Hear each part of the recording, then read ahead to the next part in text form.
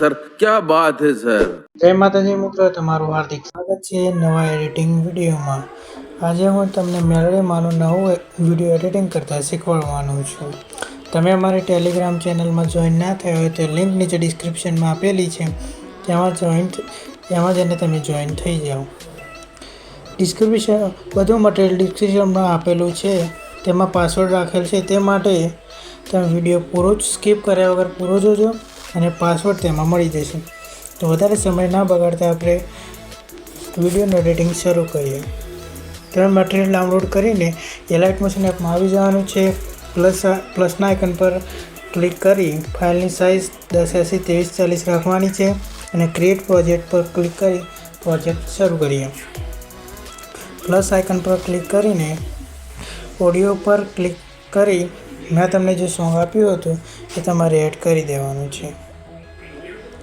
તેના પછી plus icon પર ક્લિક કરી મીડિયાવાળા ઓપ્શન ઉપર ક્લિક કરવાનું છે અને જે બ્લુ કલરનું બેકગ્રાઉન્ડ હતું એ આપણે અહીંયા લઈ લેવાનું છે। બ્લુ કલરના બેકગ્રાઉન્ડની સાઇઝ ઓડિયોની સાઇઝ જેટલી ફૂલ કરી દેવાની છે। ત્યારબાદ મેં તમને જે મેલડી માતાનો ફોટો આપ્યો હતો એ આપણે અહીંયા એડ કરી દેવાનો છે। બધું મટીરિયલ તમને ફોલ્ડરમાં મળી જશે, જે તમને પાસવર્ડ નાખશો એટલે ઝીપ ફાઇલમાં મળી જશે। મેલડીમાંનો ફોટો તમારે -19માં રાખવાનો છે।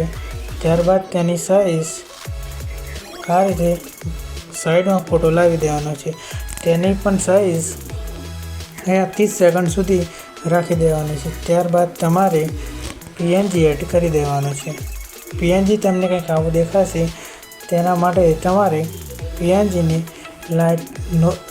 લાઇટિંગ પર ક્લિક કરીને તેને તમારે સ્ક્રીન પર રાખવાનું। ત્યારબાદ તેની પણ સાઇઝ સ્ટેટસ જેટલી 30 સેકન્ડની રાખી દેવાની છે।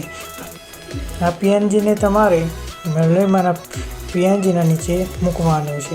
ત્યારબાદ તેને અહીંયાથી લઈને સ્વાઇપ એન્ડ મૂવ લેયર પર ક્લિક કરીને અહીંયા માતાજીના મુગટ પાછળ મૂકી દેવાનું છે।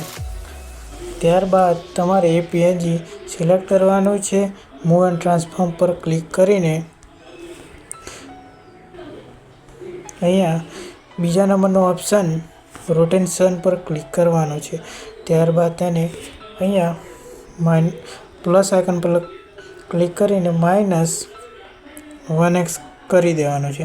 ત્યારબાદ અહીંયા સ્ટેટસની લાસ્ટ 30 સેકન્ડ પર આવીને એ આને 0 કરી દેવાનું છે। ત્યારબાદ તમે જોઈ શકો છો આપણો રાઉન્ડ શેપ એકદમ રાઉન્ડમાં ફરતો થઈ ગયો છે। ત્યારબાદ મેં તમને જે મેલડી માતાનું પત્ર લખેલો હતો તે શેપ અહીં એડ કરી દેવાનો છે। તેને પણ આ શેપ પર ક્લિક કરીને -19 કરી દેવાનો છે। આ રીતે તેની પણ સાઇઝ તમારે પોસ્ટરમાં એડ થાય તે રીતે રાખવાની છે। આ રીતે થોડી નાની કરી દેવાની છે।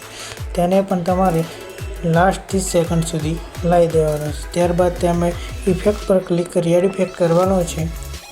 અહીંયા તમારે 3D ઇફેક્ટમાં આવવાનું છે। ત્યારબાદ અહીંયા તમારે જે પચ કલર નામની ઇફેક્ટ છે તેના પર ક્લિક કરવાનું છે અને સ્ટાન્ડર્ડ સેટિંગ પર ક્લિક કરી એ ઇફેક્ટ લઈ લેવાની છે। આ ઇફેક્ટ એડ કરવા માટે આ ઇફેક્ટ પર ક્લિક કરવાનું છે અને પેજ કલર એડ કરી દેવાની છે। ત્યારબાદ અહીંયા જે પ્લસનું આઇકન છે તેને તમારે એડ કરીને અહીંયા શો પર ઇફેક્ટ લાવી દેવાની છે। ત્યારબાદ અહીંયા તમારે ફિક્સ 2 સેકન્ડ પર આવી જવાનું છે અને અહીંયા જે શો દેખાય છે તે તમારે 0 કરી દેવાનું છે। કંઈક આ રીતે તમારી ઇફેક્ટ લાગી જશે। ત્યારબાદ તમારે એંગલ પર આવી જવાનું છે। એંગલ પર ક્લિક કર્યા બાદ તમારે એંગલ +19 કરી દેવાનું છે। તમે જોઈ શકો છો આપણો શેપ એકદમ તૈયાર થઈ ચૂક્યો છે। ત્યારબાદ મેં તમને જે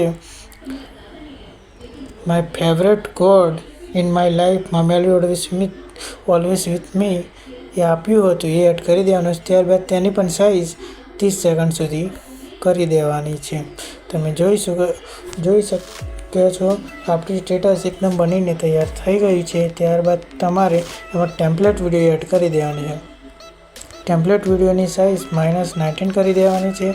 ત્યારબાદ તેને ફૂલ સ્ક્રીનમાં ગોઠવી દેવાનું છે. અહીંયા બ્લાઇન્ડ અને ઓપેસિટીમાં ક્લિક કરીને તેને પણ તમારે લાઇટિંગ અને સ્ક્રીનમાં જઈને સ્ક્રીન સિલેક્ટ કરીને તેનો વોલ્યુમ 0 કરી દેવાનો છે.